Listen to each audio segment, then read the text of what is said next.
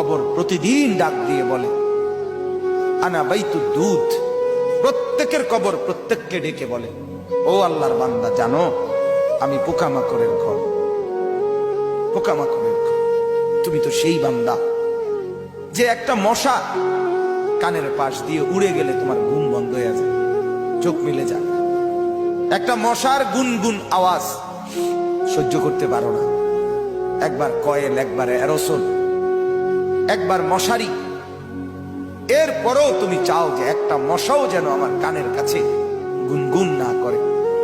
তো 5 ঘন্টার ঘুমের জন্য, 6 ঘন্টার ঘুমের জন্য বান্দা এই যত্ন নিলা, অনন্তকাল কিংবা বছরের পর বছর কবরের যে ঘুম দিবা, পড়ে থাকবা সেই ঘরে, পোকা মাকড়ের ঘর, সেই ঘরে তুমি ঘুমাইবা কেমনে, থাকবা?